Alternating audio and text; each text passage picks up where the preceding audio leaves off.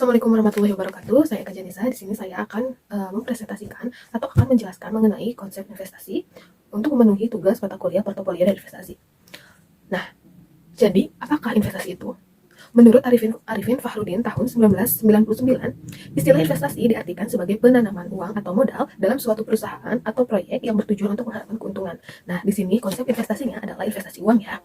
Investasi bisa didefinisikan sebagai komitmen sejumlah uang atau sumber daya lainnya yang dilakukan saat ini dengan harapan memperoleh manfaat di kemudian hari. Dalam tataran praktik investasi, biasanya dikaitkan dengan berbagai aktivitas yang terkait dengan penanaman uang pada berbagai macam alternatif aset, baik yang tergolong sebagai aset real seperti tanah, emas, properti, ataupun yang berbentuk aset finansial, misalnya berbagai bentuk surat berharga seperti saham, obligasi, ataupun reksadana. Bagi investor yang lebih pintar dan lebih berani mengandung resiko, aktivitas investasi yang mereka lakukan juga bisa mencakup investasi pada aset-aset finansial yang lebih beresiko lainnya, yang lebih kompleks seperti warrants, option, futures, atau ekuitas internasional. Dalam investasi membutuhkan suatu perencanaan, strategi, dan waktu untuk menghasilkan keuntungan yang diharapkan. Berbagai strategi investasi diterapkan oleh pemilik modal dalam upaya memperoleh keuntungan di masa yang akan datang. Dalam perkembangan perekonomian, investasi merupakan salah satu pilihan yang dilakukan oleh pemilik modal untuk mengelola dananya dengan mengharapkan imbalan yang lebih besar di masa yang akan datang. Seperti yang telah disebutkan tadi, pihak-pihak yang melakukan investasi ini biasanya disebut investor. Investor pada umumnya bisa digolongkan menjadi dua, yaitu investor individual atau retail investor dan investor institusional atau institutional investor. Investor individual terdiri dari individu-individu yang melakukan aktivitas investasi, sedangkan investor institusional biasanya terdiri dari perusahaan-perusahaan asuransi, lembaga penyimpan dana, yaitu bank dan lembaga simpan pinjam, lembaga dana pensiun, maupun perusahaan investasi. Lembaga seperti ini biasanya mengumpulkan uang dari para anggotanya atau nasabahnya dan selanjutnya menggunakan uang tersebut sebagai modal untuk investasi pada reksadana tertentu ataupun bisa juga dibelikan saham atau obligasi.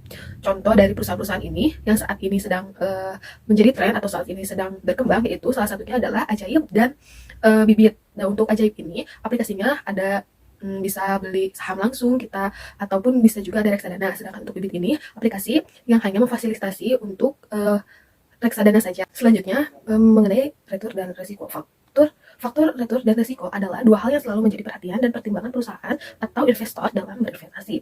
Retur adalah pengembalian atas investasi yang diharapkan oleh perusahaan atau investor, sedangkan risiko adalah probabilitas terjadinya penyimpangan atas tingkat pengembalian investasi yang diharapkan yang diukur dengan teknik-teknik statistika.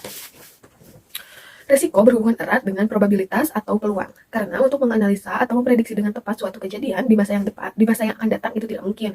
Kita tidak bisa melihat masa depan, apakah bidang yang kita investasikan ini akan menghasilkan laba atau retur yang baik, atau malah kita akan mengalami kerugian.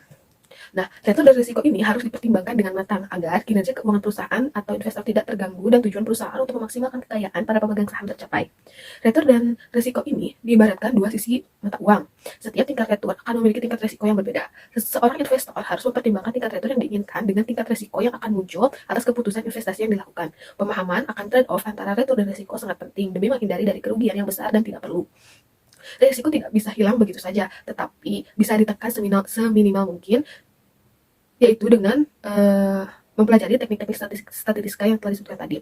Seorang investor sangat menyukai return tetapi tidak menyukai risiko. Oleh karena itu, risiko harus dikelola dengan baik. Melakukan diversifikasi risiko dalam kegiatan berinvestasi untuk mendapatkan tingkat pengembalian atau return yang maksimal menjadi suatu keharusan bagi investor yang menerapkan prinsip-prinsip ekonomi. Bagaimana melakukan seleksi data kegiatan investasi terhadap instrumen keuangan yang dengan prinsip ekonomi yang menekankan maksimalisasi keuntungan dengan risiko yang minimalis, maka perlu melakukan diversifikasi risiko dalam membentuk strategi penggabungan atas saham-saham yang tepat atau melakukan portofolio optimal dalam berinvestasi. Membentuk portofolio dalam rangka mendapatkan return yang maksimal harus mengkombinasikan aset yang tersedia untuk dipilih. Sesuai dengan klasifikasinya, maka ada yang berupa aset berisiko atau risk aset dan aset bebas risiko atau risk free aset. Kegiatan alokasi aset ini akan sangat dipengaruhi oleh sikap investor dalam memandang risiko dan seberapa besar dia akan mentoleransi risiko tersebut. Pola ini akan membentuk suatu konsep kebutuhan yang disebut dengan fungsi utilitas dan dapat digambarkan dalam suatu grafik yang disebut sebagai kurva indifferent. Model Markowitz tahun 1959 adalah gagasan utama yang digunakan untuk membangun portofolio optimal dalam rangka mencapai tujuan memaksimalkan return dan meminimalkan risiko.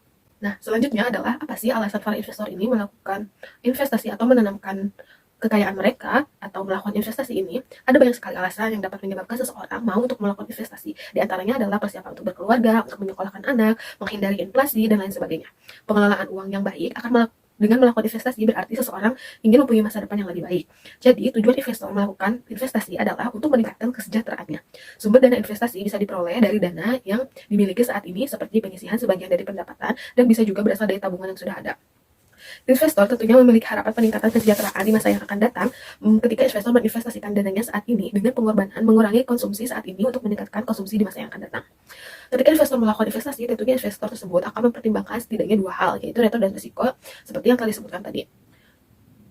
Lalu di sini terdapat sebuah pendapat bahwa saham itu memiliki tingkat return atau pengembalian tinggi dengan tingkat risiko yang lebih tinggi pula. Namun, untuk jangka waktu yang panjang, investasi saham ini rata-rata akan memiliki kesempatan return atau pengembalian lebih tinggi dibanding dengan investasi lainnya seperti obligasi ataupun pasar uang. Berdasarkan spekulasi dan asumsi individu, investasi dilakukan dengan tujuan untuk mendapatkan kehidupan yang lebih layak di masa yang akan datang, mengurangi tekanan inflasi, dan mendorong masyarakat untuk melakukan penghematan pajak. Pada dasarnya, seorang investor akan memilih investasi yang menguntungkan, karena setiap modal yang disetor untuk investasi harus mempunyai tingkat pengembalian yang tinggi. Tingkat pengembalian investasi yang tinggi dapat menjadi pertimbangan bagi para investor untuk berinvestasi di sekuritas. Investasi adalah suatu aktiva yang digunakan perusahaan untuk pertumbuhan kekayaan melalui distribusi hasil investasi seperti bunga, royalti, dividen, dan uang muka. Hal tersebut untuk diapresiasi nilai investasi atau untuk manfaat perusahaan lain berinvestasi seperti manfaat yang diperoleh melalui hubungan perdagangan.